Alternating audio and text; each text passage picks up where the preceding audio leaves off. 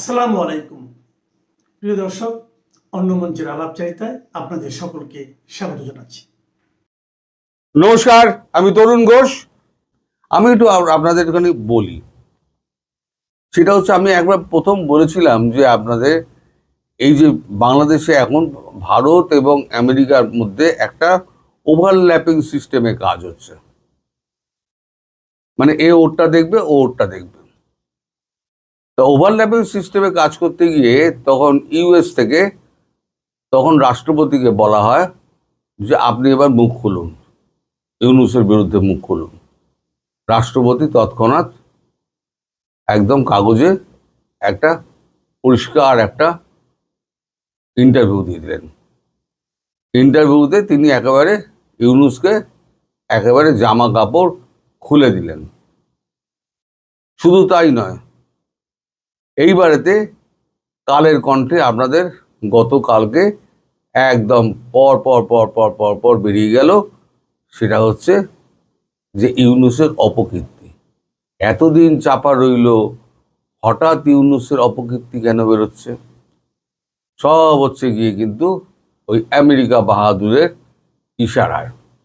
আমি বরাবর বলি, এখন ইউএস মোটামুটি দুটো ভাগে ভাগ হয়ে গেছে। একটা ভাগ কাজ করছে ভারত সরকারের সঙ্গে, তার সঙ্গে জড়িয়ে আছে মার্কো রুবিও, জেডি ভান্স, এবং আর একটা সরকার যেটা আছে সেটা হচ্ছে ডোনাল্ড ট্রাম্পের সরকার। আমাদের মার্কো রুবিও, জেডি ভান্সের সঙ্গে রয়েছে যে সেটা হচ্ছে আমাদের মার্কিন কংগ্রেস সমর্থন পুষ্ট হয়েই তারা এই কাজটি করছে। যে ডিপ স্টেটের কাজ এখানে শেষ, আমাদের যা পাওয়ার আমরা পেয়ে গেছি। কি পাওয়ার কথা ছিল এবং কি কার বদলে কি পেয়েছে?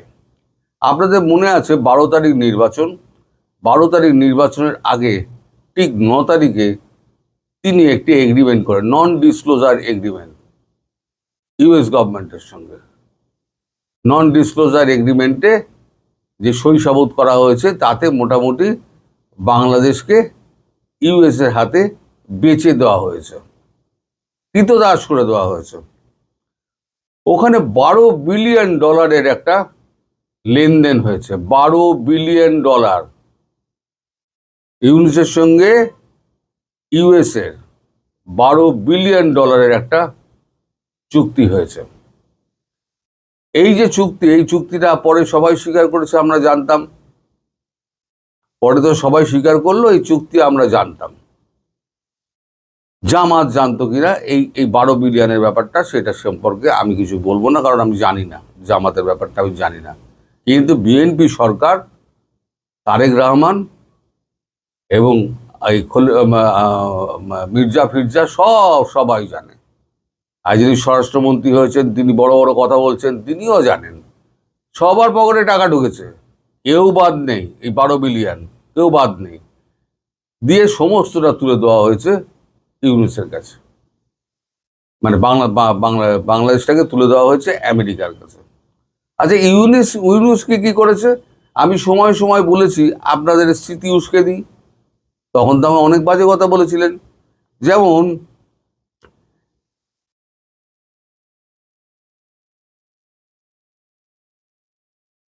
ইউনূস 8 তারিখে ক্ষমতা গ্রহণ করে। ক্ষমতা গ্রহণ করার পর আপনার গ্রামীণ কল্যাণ ট্রাস্টের 1043 কর ফাঁকির পাশাপাশি 666 কোটি টাকা কর মুকুবের ব্যবস্থা করে নেন, একদম ঘরে, মানে গদিতে বসার সঙ্গে সঙ্গে। তাছাড়া তার বিরুদ্ধে শাস্তিযোগ্য যে সমস্ত অপরাধগুলো ছিল, তার মধ্যে 7টা ছিল যার শাস্তি ঘোষণা হয়ে গেছিল। সেগুলো সমস্ত তিনি বিশ্বের প্রথম ব্যক্তি যিনি নিজের শাস্তি নিজে মুকুব করেছেন। মানে অবিশ্বাস্য দ্রুতগতির সঙ্গে আপনার ওই মানব পাচার, যেটা রিক্রুটিং এজেন্সি যেটা আছে, সেটার সাইন হয়ে বেরিয়ে আসে। অথচ অনেক কোম্পানি লাইন দিয়ে পড়ে রয়েছে, তারা কিন্তু পায়নি। এই রিক্রুটিং এজেন্সির সমস্ত লোকজন মানে বিভিন্ন দেশে পাঠানোর জন্য তিনি কিন্তু বিভিন্ন দেশে ঘুরে বেড়াতেন। এবং বিভিন্ন কোম্পানির সঙ্গে সিইওদের সঙ্গে তিনি বৈঠক করতেন যে আমি বাংলাদেশ থেকে লোক পাঠাবো। ওনার টোটাল একটা হিসেব একটা উনি পেয়েছিলেন, সেটা হচ্ছে 1043, না 1043 নয়, 7440 জনের একটা তালিকা ওনার তৈরি ছিল। তার মধ্যে মাত্র 146 জনকে উনি পাঠাতে পেরেছেন, বাকিদের পাঠাতে পারেননি।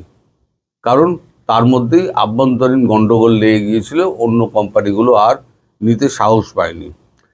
এরপরে আছে গ্রামীণ ট্রাস্টের শপথ গ্রহণের, ঠিক যখন শপথ গ্রহণ হচ্ছে সেই সময় তার আগে দেখলেন না যে তিনি সমস্ত ট্রাস্টের থেকে পদ থেকে তিনি পদত্যাগ করলেন। আমি সেদিনই বলেছিলাম এই পদত্যাগ হচ্ছে নাটক। তিনি আবার সরকারে বসে তিনি আবার ওখানে জয়েন করবেন। আমার কথা কিন্তু সত্যি হয়েছিল, তিনি সরকারে বসে আবার সেখানে জয়েন করেছিলেন। তখন আপনারা বলেছিলেন সমস্ত আমি বাজে কথা বলছি। আচ্ছা, তারপরে ন্যাশনাল বোর্ড অফ রেভিনিউকে যে কর দেওয়ার কথা ছিল সেই কর উনি সমস্ত মুকুব করেছেন। 2030 সাল পর্যন্ত ট্যাক্স মুকুব করেছেন।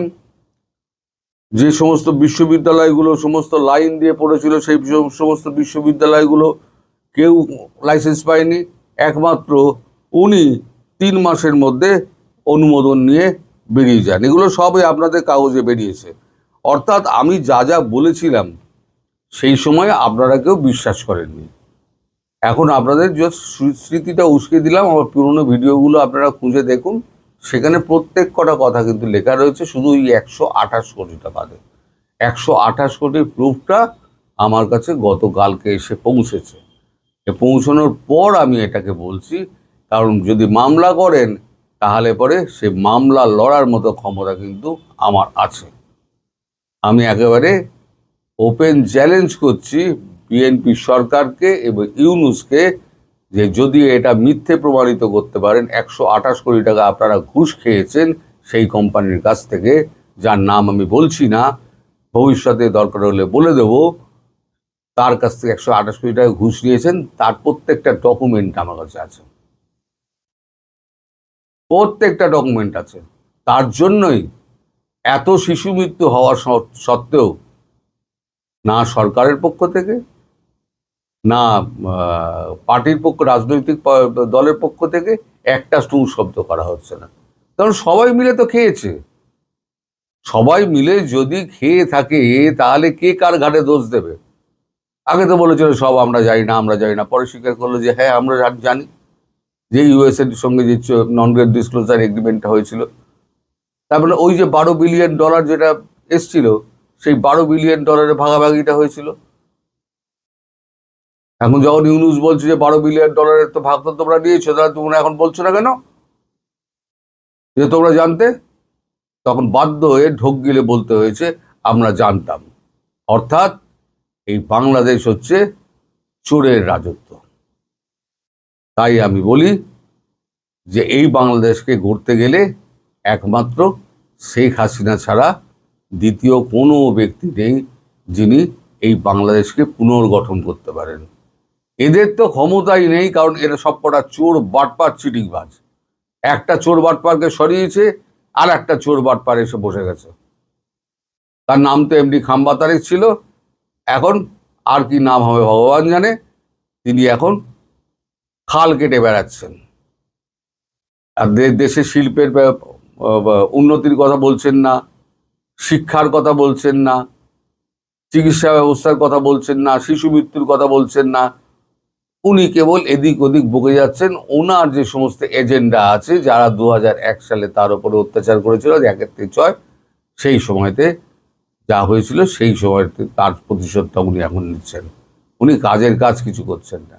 এইভাবে চলতে থাকলে ভারতবর্ষ চুপ করে বসে থাকবে না, আর শেখ হাসিনাও চুপ করে বসে থাকবেন না।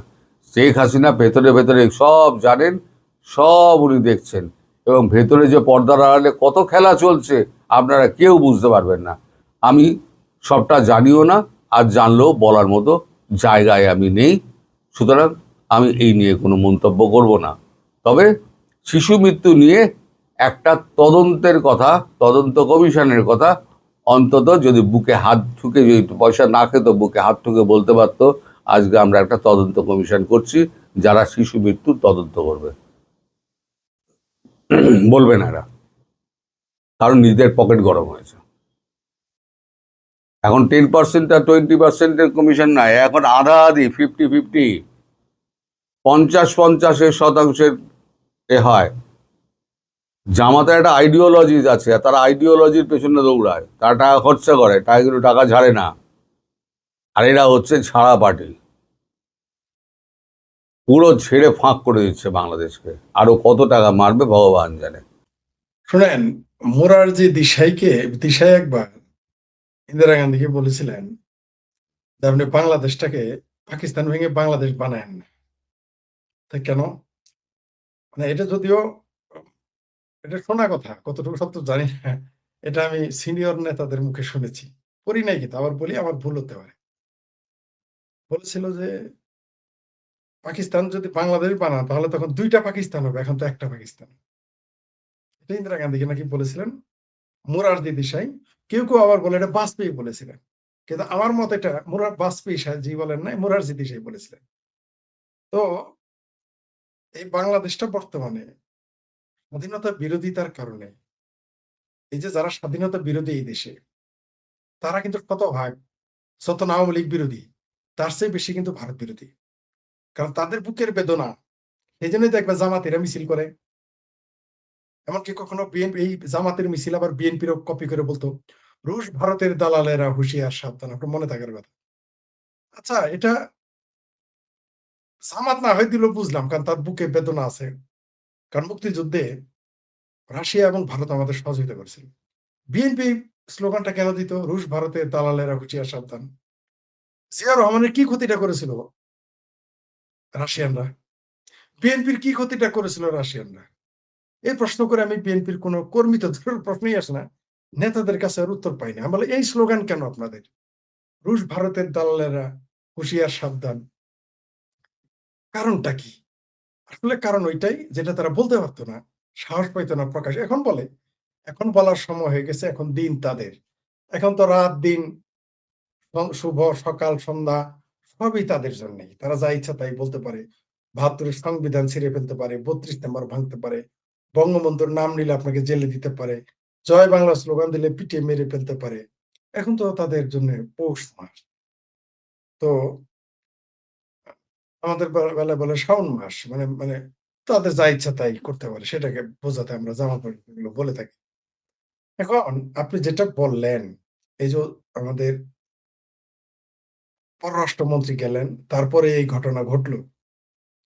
এই ঘটনাটা তো অবশ্যই প্রভাব ফেলবে। এমনিতেই এর আগে যখন তিনি গিয়েছিলেন, তখন তিনি রোহিঙ্গা মিনিস্টার নাকি কি যেন, কি মিনিস্টার ছিলেন জানি না, কি উপদেষ্টা ছিলেন মনে নাই, মনে রাখতে চাইও না এই না সমস্ত কিছু। ফরিদ ভাই, আমাদের পররাষ্ট্রমন্ত্রী 7 তারিখে তার যাওয়ার কথা দিল্লিতে, এই জি, মাসের 7 তারিখে।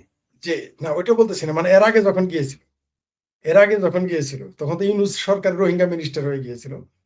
তো এইবার আরো তিনি চাপে পড়বেন, কোনো সন্দেহ নেই। এবং এই চাপটা তিনি সামলে উঠতে পারবেন না। এর আগে তার হাতে লিস্ট দেওয়া হয়েছিল যে বাংলাদেশে এরকম জঙ্গিরা আছে, আস্তানা আছে যেখানে ট্রেনিং হচ্ছে। সেই জবাবই তিনি দিয়ে সারতে পারেন নাই। তার মধ্যে নতুন করে এই ঝামেলা, এই জবাব কি দিবে সেটা সময় আমরা সেই দিন দেখবো, যেদিন তিনি দিল্লিতে যাবেন। যারা কথায় কথায় বলতো দিল্লি না ঢাকা, দিল্লি না ঢাকা, তাদের এখন দেখি দিল্লি ছাড়াও চলে না, দিল্লির তেল ছাড়াও চলে না, দিল্লির পানি ছাড়াও চলে না, দিল্লির চাল ডাল ছাড়াও চলে না। আমরা এখন দেখতেছি যারা বড় বড় স্লোগান দিত তখন দিল্লি না পিন্ডি, পিন্ডি, মানে আসলে তারা পিন্ডি, পিন্ডির লোক, ওইখানে ঢাকা শব্দ যোগ করতো। তো এই যে পরিস্থিতি, এখন আপনি যেটা বললেন, আমাদের তুলে ধরলেন, ৮ জন সন্ত্রাসীদের মধ্যে 7 জনই বাংলাদেশের। এটা কেউ বরিশালের, কেউ ঝালকাঠি, দেখলাম না ঠিকানা, দেখলাম এক একজনের ঠিকানা সহ লেখা আছে। এটা আমাদের বাংলাদেশের সাধারণ মানুষের জন্য ক্ষতিকর। এটা শুধু ভারতের জন্য, ভারতে এই খবরের কারণে শুধু আমাদের ভারতের সরকার সাথে কিন্তু এ ব্যাপারে কোনো মন্তব্য এখনো পর্যন্ত করেনি। করবে না, আমাদের সরকার এটা করবে না। 2টা কারণে করবে না। মানে এটা যদি করলে সে ফেঁসে যাবে। একদিকে হলো দেশের মৌলবাদী শক্তির চাপে পড়বে তারা।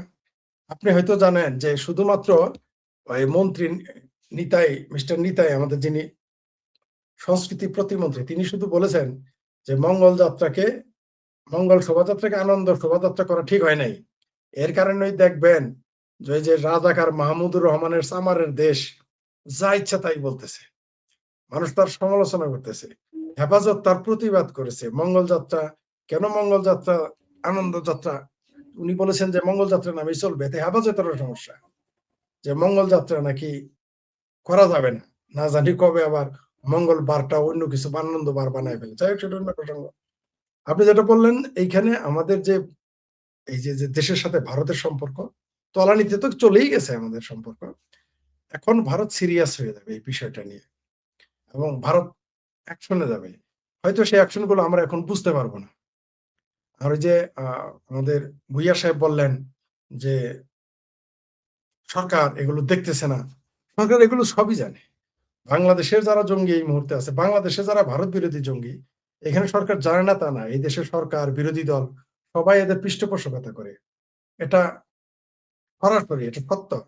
এটা হয়তো চক্ষু লজ্জায় বা বদমাইশির কারণে এটা মানবে না, কিন্তু এটাই সত্য। আজকাল দেখেন না যে একটা সেনাবাহিনীর লোকজন একটা হানজালা হারামজালাকে বলে ফেলছে জঙ্গি এমপি দেয়। কেন এই কথাটা আসছে? কেন এই কথাটা? সেটা তো একদিন আসে নাই। আগে আমরা ছোট ছোট হাফেজ দেখলে, যারা কম মাদ্রাসায় পড়তো, হাফেজিয়া মাদ্রাসায়, তাদের দেখলেই আমরা অনেক সম্মান করতাম, হাফেজ দেখলে সম্মান করতাম। এখন মানুষ জঙ্গি কেন বলে? যেমন এখন জুলাই সন্ত্রাসের আন্দোলনের পরে ছাত্র রাজনীতিকে মানুষ ঘৃণার চোখে দেখে। কেন দেখে? তাদের খাসিলতে। মৌলবীদের তো 20 বছর আগেও কেউ, 25 বছর আগেও তো কেউ সহজে জঙ্গি বলে নাই। আর এখন একজন এমপি হয়েছে, ওই যে অনুরোধের আসরের এমপি হানজালা নাকি হারামজালা, তাকে দেখে মানুষ বলে ফেলে যে জঙ্গি এমপি দেয়। কেন বলে এই কথাটা? একজন এমপি কে কেন বলে? কারণ এরা জঙ্গিবাদ, এরা নিজেরা জঙ্গিবাদকে পৃষ্ঠপোষকতা করে। আপনি ওয়াজের বয়ানগুলো শুনেন, আপনি যত ওয়াজিন আছে বাংলাদেশে, যত ওয়াজ মাহফিল হয়, সেই ভাষণগুলো আপনি শুনেন, পেয়ে যাবেন। আপনি 2024 সালের পরে ভারত বিরোধী পয়েন্টগুলো আপনি যাচাই বাছাই করেন। এই দেশে জঙ্গিবাদের দুর্বর ভূমি, এই দেশের সরকার জানে, বিরোধী দল জানে, সবাই জানে। কে না জানে? কিন্তু বলতে লজ্জা পায় বা বলবে না, এটাই তো বদমাইশি। বলবে না, কিন্তু যাদের জানার তারা জানে, সারা পৃথিবী জেনে গেছে। কারণ পরকীয়া যারা করে তারা কিন্তু মনে করে যে না, কেউ বোধহয় জানলো না। এক্স আর ওয়াই যখন পরকীয়া করে আর কেউ জানে না, কিন্তু আশেপাশে কিন্তু সবাই জানে। ওই যে আমরা যখন ছোটবেলা কলেজের সামনে ফুল নিয়ে দাঁড়াইতাম বা স্কুলের সামনে, মনে করতাম কেউ বুঝে নাই, কেউ বুঝতেছে না, কিন্তু আসলে সবাই বুঝতেছে ফুলটা কেন নিয়ে আসছে। এটা হলো ওপেন সিক্রেট, সবাই জানে। বাংলাদেশে এই মুহূর্তে দক্ষিণ এশিয়ার ভিতরে রিক্রুট করতেছে এখান থেকে। আপনি দেখেন প্রত্যেক বিশ্ববিদ্যালয়গুলো মাদ্রাসা হয়ে গেছে। একজন বিশ্ববিদ্যালয়ের শিক্ষক তা বলেছেন। আপনি দেখেন বিশ্ববিদ্যালয় যেখানে মাদ্রাসা হয়ে যায়, সেখানে মানুষের মগজটা কোন দিকে গেছে, তাদের মাইন্ড সেট আপ কি। এই দেশে বাউল গান বাজাতে দিবে না, বাউল গান অনুষ্ঠান হতে দিবে না, সিনেমা হল চলতে দিবে না, নাটক হতে দিবে না। এরা কারা? ঈদের দিন আনন্দ ফুর্তি করতে দিবে না, বিয়ের আসরে গান বাজাইতে দিবে না, জরিমানা করবে, এক ঘরে করে দিবে। এরা কারা? এরা কারা? এরা তো জঙ্গি। এদের মাইন্ড সেট আপটা কি? আর ওই যে আমাদের ভুইয়া সাহেব বললেন যে, আপনিও বললেন যে ওই যে খেলাফতে মজলিস তো এবার ইলেকশন করছে। মামুনুল হকি তো এটার মহাসচিব, আর বলে খেলাফত, কিন্তু ইলেকশন ঠিক এসেছে। এমনকি যে আমির হানজালা নাকি, যার এমপি, এও তো খেলাফত মজলিস থেকে ইলেকশন করেছে। এরা বলে একটা করে একটা। এদের বলা কওয়ার সাথে আপনি কখনো মিল পাবেন না। কারণ জঙ্গিবাদকে এরা যেভাবে এই দেশে উস্কে দিচ্ছে, এদের কথার কোনো ঠিক নাই। এরা আপনাকে স্পষ্ট কোনো বক্তব্য দিতে পারবে না। বাংলাদেশের একটা এমপি টেনে কথা বলে নাই যে 7 জন বাংলাদেশিকে সন্ত্রাসীকে ধরেছে, কোনো কথা বলে নাই। একটা এমপি কোনো বক্তব্য দেয় নাই। বাংলাদেশের সরকারও বলে নাই। বাংলাদেশের কোনো কলামিস্ট টেনে লেখে না, কোনো বুদ্ধিজীবী লেখে না, এখন আর লেখে না। কেন? কারণ তারা মনে মনে চায় যে ভারতের সন্ত্রাসবাদ যাক, বাংলাদেশ থেকে সন্ত্রাসীরা ভারতে যাক, এটা তারা চায়। সেই জন্য নিন্দা তো দূরের কথা, কোনো টু শব্দটি করতেছে না। বরং এদের যখন শাস্তির আওতায় আনবে, দেখুন বাংলাদেশ থেকে প্রতিবাদ করবে, আপনি লিখে রাখেন। আর ভারত তো এমনিতেই জঙ্গিবাদের জন্য উর্বর ভূমি। ভারত হচ্ছে ভারতের মুসলমানেরা এবং বামপন্থী যারা, মাওবাদী যারা বা অন্যান্য যারা বামপন্থীদের মধ্যে চিঙ্কুমাম আছে, এরা ভারতকে ভাঙার জন্য, আমি বলেছি তো যে ভারতের জন্য বিপজ্জনক কারা, খোদ ভারতের ভিতরেই তার দুশ্মনরা বসে আছে। তো বাংলাদেশ থেকে তো আসবেই, বার্মা থেকে তো যাবেই, পাকিস্তান থেকে তো আসবেই। ভারতে সেইখানে একটা শ্রেণী রয়েছে যারা রাজনীতিবিদ রয়েছে, যারা ভারতকে ভাঙতে চায়। আর বাংলাদেশের মানুষ তো সারাদিনই স্বপ্ন দেখে, বামপন্থীরা সহ, ভারত কখন, এরা পাকিস্তান নিয়ে কথা বলবে না, বলবে দেশ ছোট ছোট হইলে ভাঙলে দেশের নাকি লাভ, কিন্তু পাকিস্তান ভাঙার কথা বলবে না। ওটা বলতে আবার তাদের দাঁতে ব্যথা করবে, জিভায় কামড় দিবে, জিভায় তার কথা বলতে গেলে জিভায় কামড় লাগবে। ৭৫ বছর যাবৎ বেলুচিস্তানিরা ফাইট করতেছে, ওটা তারা হচ্ছে সন্ত্রাসবাদী। আর পাকিস্তানের কাশ্মীরের জঙ্গিরা, এরা হচ্ছে বাংলাদেশের মানুষের কাছে, সাংবাদিকদের কাছে, বামদের কাছে, বুদ্ধিজীবীদের কাছে হইলো কি, এরা হইলো স্বাধীনতা কাম। কিন্তু ৭৫ বছর যাবৎ বেলুচরা মারে, আপনি একটা কলাম আমাকে দেখাইতে পারবেন বাংলাদেশের কোন সরকার আমলে কেউ কলাম লিখেছে বেলুচদের নিয়ে? কেউ লেখেনি, কেউ কথা বলে নাই। বাংলাদেশের কোনো বামপন্থী দেখেছেন? মুসলমান, আওয়ামী লীগ, বিএনপি, মুসলিম দল তো দূরের কথা, ইসলামী, তথাকথিত ইসলামী দল। কারণ বাংলাদেশে যারা স্বাধীনতা বিরোধী, তাদের নামের আগে ইসলাম, পিছনে ইসলাম। কারণ তারা জানে আগে এবং পিছনে যদি ইসলাম শব্দ না লাগায়, তাহলে বাংলাদেশের মানুষ তাদের ঘেঁটি ধরে মান্ডা খালে চুবাবে। সেই জন্য তারা তাদের দলের আগে ইসলাম লাগায়, দলের নামের পিছে ইসলাম লাগায়, কারণ জানে না হলে তারা টিকতে পারবে না। আপনি শুধু জামাত ইসলামকে বলেন ইসলাম শব্দটা বাদ দিতে, কারণ জানে এরা টিকবে না, রাস্তায় নামতে পারবে না, মানুষ এদের পেটাবে। আর সন্ত্রাসবাদের কথা যেটা বারবার আমরা বলতে, আসলে অনেক কিছুই আছে, চাইলেও বলতে পারি না, কারণ উপর দিকে থুতু দিলে নিজের গায়ে পড়ে। কারণ দেশটা তো আমার বাংলাদেশ, আমি তো বাংলাদেশের নাগরিক। যে ৭ জন ধরা পড়ছে তারা বাংলাদেশী। আমার লজ্জা হয় যে এই সমস্ত মূর্খগুলোকে কিভাবে এরা, যারা রিক্রুট করে এই সমস্ত মূর্খদের, এই মূর্খদের জন্য করোনা হয়। এই মূর্খরা এই ভারত বিরোধী জজবা, স্বাধীনতা বিরোধী জজবা, এই জজবার কারণে তারা ভারতের ভিতরে গিয়ে সন্ত্রাসবাদ কায়েম করতে চায়। কিন্তু ভারত যেদিন বাংলাদেশের উপরে, বাংলাদেশের যেদিন চাল ডাল রপ্তানি করা বন্ধ করে দিবে, এরা যে না খেয়ে মারা যাবে, এই চিন্তা তাদের নাই। এই সমস্ত, এই ৭ জনের জন্য বাংলাদেশের লাখো কোটি যে সমস্ত মুসলমানেরা সন্ত্রাসে বিশ্বাস করে না, সবাই তো আর তা না, সব মুসলমানই তো সন্ত্রাসী হবে না। এই ৭ জনের কারণে ভালো মুসলমান যারা, যারা সন্ত্রাসবাদের নাই, তারাও ক্ষতিগ্রস্ত হবে, বিপদে পড়ে যাবে। আপনি এটা ঠেকাইতে পারবেন না। এবং সারা বিশ্বে একটা মেসেজ গেল যে বাংলাদেশ থেকে এখন পাকিস্তানের, এটা যত যাই বলেন, এখানে পাকিস্তান জড়িত, যে এখানে বাংলাদেশের তথাকথিত ইসলামী দল, তথাকথিত কিছু বামপন্থী দল মিলে বাংলাদেশ থেকে সন্ত্রাসীদের ভারতের ভেতরে পাঠায়। এবং এটা ভারতের জন্য যেমন বিপজ্জনক, আমাদের জন্য ডাবল বিপজ্জনক। এবং সেই বিপদ আমরা খুব শীঘ্রই দেখব। এই যে শুধু ভারত থেকে ঘুরে আসতে দেন, তারপরে বুঝতে পারবেন যে কি মেসেজটা তারা দিয়েছে, আর কি মেসেজের তারা নিয়ে আসে, আর কি মেসেজ দিতে যায়। ভারত এটাকে, এই ৭ জন যে সন্ত্রাসী ধরা পড়েছে, আমার মনে হয় না এবার আর ভারত এটাকে স্বাভাবিকভাবে দেখবে। এবার ভারত নড়েচড়ে বসবে। নড়েচড়ে বসার সময় ভুলক্রমে যদি সিদ্ধান্ত নিয়ে ফেলে যে বাংলাদেশকে তারা ওই যে ভাতে আর পানিতে মারবে, তাহলে সত্যি বাংলাদেশ ভাতে আর পানিতে মারা যাবে। আসসালামু আলাইকুম। মিয়ানমার বহুভাবে আমাদেরকে উত্ত্যক্ত করেছে এবং আমি আমার সাংবাদিকতার জীবনে আমার একেবারে সরজমিন অভিজ্ঞতা আছে। মিয়ানমার আজ থেকে না, 2008 সাল থেকে আওয়ামী লীগ সরকার যখন ক্ষমতায় এসেছিল, দীপুমণি পররাষ্ট্রমন্ত্রী, সেই সময়ে সরজমিন গিয়ে প্রথম আমি সংবাদ মাধ্যমে দায়িত্বশীল, আমাদের গোয়েন্দাদের কাছে খবর ছিল কিন্তু কোন সংবাদ মাধ্যমে প্রথম নিউজ ব্রেক করেছিলাম যে মিয়ানমার আমাদের সীমান্তে তাদের সামরিক বাহিনী মোতায়েন করেছে, সামরিক স্থাপনা তৈরি করছে, বিমান রানওয়ে তৈরি করছে, যুদ্ধ বিমান ব্যবহারের মতো রানওয়ে তৈরি করছে, বাংকার তৈরি করেছে, তাদের মিলিটারি বাংকার তৈরি হয়েছে। এবং সেই সময় এই নিউজটা খুব তোলপাড় করেছিল। আমাদের সরকার সেই সময় চেয়েছিল এই নিউজটা ঢাকা থাকুক। এবং আমি তখন কক্সবাজারের জেলা প্রশাসক যিনি ছিলেন, এই মুহূর্তে নাম ভুলে গেছি, সেই জেলা প্রশাসকের তার রেকর্ডেড বক্তব্য ধরে এবং বিজেপির টেকনাফ যে ক্যাম্প, সেই ক্যাম্পের যিনি কমান্ডার ছিলেন, এবং ওভারঅল কক্সবাজারে তাদের প্রত্যেকের ইন্ডিভিজুয়াল বক্তব্য ধরে কোথায় কোথায় ওই পারে তারা ক্যাম্প করেছে, অবস্থান নিয়েছে, সেসব ধরে আমি একটা নিউজ করেছিলাম। তখন আমি দেশ টেলিভিশনে কাজ করি। তারপরে তোলপাড় একটা পর্যায়ে গিয়ে আমরা বাধ্য হয়েছিলাম, দেশ টেলিভিশন কর্তৃপক্ষ আমাকে সরি বলেছিল যে এই নিউজটা গভর্নমেন্টের দিক থেকে সাংঘাতিক প্রেশার, এই নিউজটা অন এয়ার করা, মানে দুটা নিউজে গিয়েছে, দুবার দুটি নিউজে প্রচার হওয়ার পরে আর নিউজটা প্রচার করা সম্ভব হয়নি। আমি কেন এই আমার অভিজ্ঞতার কথাটা বললাম, মিয়ানমার বহুদিন ধরে বাংলাদেশকে উস্কানি দিচ্ছে। এই ইউনূস সরকারের সময় এসেও এই যে তাদের মোটর সেল পড়ছে, এটা ধরে নিলাম তাদের দেশের মধ্যে একটা সাংঘাতিক আনস্টেবিলিটি, কিন্তু তাদের সাথে আমাদের এখন সম্পর্কটা অনেকটা দা কুমড়ো।